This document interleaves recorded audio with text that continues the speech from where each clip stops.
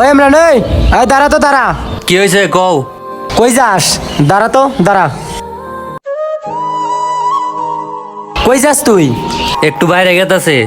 এই ল, বাইরে যাইতেছ, একটু বাজারটা করে নিয়ে আয় তো, ঘরে বাজার নাই। বাজারে যাবো মানে আমি তো একটু বাইরে গেতাছি।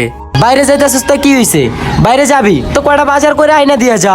আজকে আমার অফিস ছুটির দিন, এই ছুটির দিনে বাজার পেড়া মাথায় দেওয়া লাগবো। তোকে জ্বালাই গিয়ে আমি শান্তি মতো ঘুরতে পারবো না। কি রে ভাই, বাজারের বেড়া কই মাথায় দিলাম? আমরা তো তিনটা ভাই, আমার একটু কাম আছে, বাজার সদাই তো আমিই করি। এর লেগে তোরে কইলাম তুই একটু বাজারটা করে নিয়ে আয়। কেন আরেকজন আছে না, ওরা বাজারে পাঠাতে পারো না? তোমাকে যে মাসে মাসে টাকা এনে দেই, তোমাকে বাজার ব্যাগটা না লাগিয়া। কি রে, তুই টাকার কথা কইলি? টাকা কি আমি এই সংসারে কামাই করি না? হ্যাঁ, ওই হলো ছোট পোলাপান, ওরে বাজার করবার তুমি কেমনে কইরা? বাপ মরে যাওয়ার পরে পেটটার ভিতরে যে গেল, এই খাউনটা কেডা জোগায়? আমি জোগাই। দুপুরবেলা খাবা কি? বাজার করবার কইছি, গরম হয়ে গেছো গা। সংসারের পিছনে আমার জীবন শেষ হয়ে গেল গা। আর আজ তুমি কয়টা টাকা কামাই করে আইনা দাও আমারে, আর আজ তুমি আমার টাকার গরম দেখাও আমারে? হ্যাঁ, টাকার গরম দেখাও। টাকা গরম দাও না মানে আমি যে টাকা এনে দিই ওই টাকাটা তুমি খাও, তোমার বউ বাচ্চা খায়, আর রাকিব খায়। আমার তো আর বউ বাচ্চা নাই, যা ইনকাম করি তোমাকে বেশি শেষ। আমার বোঝা শেষ, তোমরা আমার ভবিষ্যৎ কি করে দিবা? আমি আর তোমাকে সংসারে পেয়ে নিতে পারবো না। জায়গা তুমি ভাগ করবো, রাকিবের ডাক দাও। ও, এখন দুটা টাকা কামাই করা শিখছো, নিজের স্বার্থ চিনছো না? তোমাকে দুই ভাইয়ের লাইগা প্রত্যেকটা রাত আমার বউ আমার মাথাটা খায়। ভাইগুলারে পালি, একটা পড়াশোনা শেষ করছে, কইরা মাথার উপরে এসে বয়া রইছে। একটু সংসারের দিকে মনোযোগ হইতে কই কেউ হও না। আমারও আর এটি ভালো লাগে না তোমাকে এই সংসারের প্যারা। নিজের স্বার্থ চিনছো, জায়গা জমি সব আলাদা করে দেবো। এই রাকিব, এই এদিকে আয়। রাকিব কই রে? ভাই কি হয়েছে? দেখ ভাই কি কয়, জায়গা জমি আলাদা করার কথা কয়। কয়টা টাকা কামাই করা শিখছে না, এখন নিজের স্বার্থ চিনছে। ওর টাকা নাকি আমাকে পেট চলে। কি কও ভাই, আমরা জায়গা জমি ভাগ করুন কে? একসাথে নিচে তো আমরা তিন ভাই অনেক ভালোই আছি। তুমি বিয়া করো নাই, আমি বিয়া করি নাই, ভাগাভাগি করবো কিল লিগে? জায়গা জমিন ভাগ করে কে লেগে তুমি বুঝো না? তুমি তো বায়াগো গাড়ে বইয়া বইয়া খাও, টাকা ইনকাম করো। রাকিব ভাই ঠিকই কইছে, আমারও ভাই এটি সংসারের প্যারা ভালো লাগে না। জায়গা জমি যেহেতু ভাগ করার কথা উঠছে, আমি তোকে জায়গা জমি ভাগ করে দেবো, আর তুইও এখন একটা কিছু করার ব্যবস্থা কর। আসসালামু আলাইকুম। ওয়ালাইকুম আসসালাম। এটা কি জসিম ভাইয়ের বাড়ি? হ্যাঁ, এটা আপনার জসিম ভাইয়ের বাড়ি। আমরা তার 3 সন্তান। কেন, কোনো সমস্যা? না, সমস্যা মানে একটু কথা বলার দরকার ছিল।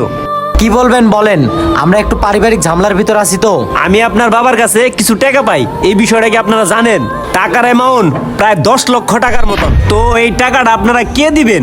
আরে দাঁড়ান, এই আব্বা যে এত টাকা ঋণ ছিল, তুই কি এটা জানোস? না তো, আমি তো কিছু জানি না। রাকিব তোর কাছে কিছু কইছে? না তো ভাই, আমি তো কিছু জানি না। আমরা তো কেউ জানি না আব্বা আপনার কাছে এত টাকা ঋণ নিছে। আপনার বাবা বাইচা থাকাকালীন আমার কাছ থেকে টাকা নিছে। তিনি আমার টাকা সুদ না কইরা মারা গেছে। এখন আমার টাকা লাগবো, টাকা দেন। শুনেন, যেহেতু আপনারা 3 ভাই, আপনার বাবার শেষ ঋণ আপনারা পরিশোধ করে দিবেন। আরে আপনি এটি কি কইতাছেন? আমি আপনার কোনো টাকা পয়সা দিতে পারবো না। আপনি যারা টাকা দিয়েছেন তার কাছ থেকে লোন। হ ভাই, ওই ঠিকই কইছে, আপনার আমি কোনো টাকা দিতে পারবো না। আপনি যে আমার বাপরে টাকা দিছেন ওটা আপনি জানেন আর আমার বাপ জানে। আমি কারো শেষ ঋণ শোধ করতে পারবো না, আমি কোনো টাকা পয়সাও দিতে পারবো না। ভাই, যেহেতু আমার বাবা আপনার কাছ থেকে টাকা নিয়ে মারা গেছে, আপনার টাকাটা আমি শোধ করবো। আমার কিছুদিন সময় দিবেন। এই তুই টাকা শোধ করবি মানে তুই টাকা পাবি কই? এই রাকিব, তুই শোধ করবি মানে তুই এত টাকা কই পাবি? কেন ভাই, তোমরা না কইলে জায়গা জমি ভাগ করবা, আমার ভাগের টুকু আমার দিয়ে দিবা। ভাগের টুকু বেচা আমি আমার বাবার শেষ ঋণটুকু শোধ করবো। আমি যদি আমার বাবার ঋণটুকু শোধ না করি, তাহলে তো আমার বাবা কবরে শান্তি পাবো না।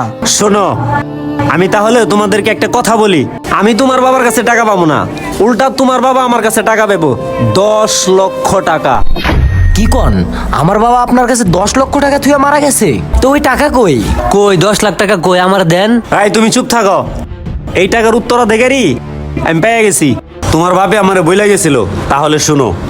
আসসালামু আলাইকুম স্বপন ভাই। ওয়ালাইকুম আসসালাম। আরে জসিম ভাই যে, আপনার তো দেহা সাক্ষাৎ পাওয়া যায় না, আপনি কই থাকেন? দেখা সাক্ষাৎ পাবেন কি করে? আমি তো অনেকদিন যাবত অসুস্থ, এজন্য কয়েকদিন যাবত বাইরে আসা হয় না। এই জন্য কি আপনি অসুস্থতা নিয়ে বসে আছেন? ডাক্তারের কাছে এখনো যান নাই? আপনার ছেলেরা কি আপনারা ডাক্তারের কাছে নিয়ে যায় নাই? ভাই, ডাক্তারের কাছে গেছিলাম, ডাক্তার বললো কিছুদিন রেস্টে থাকতে।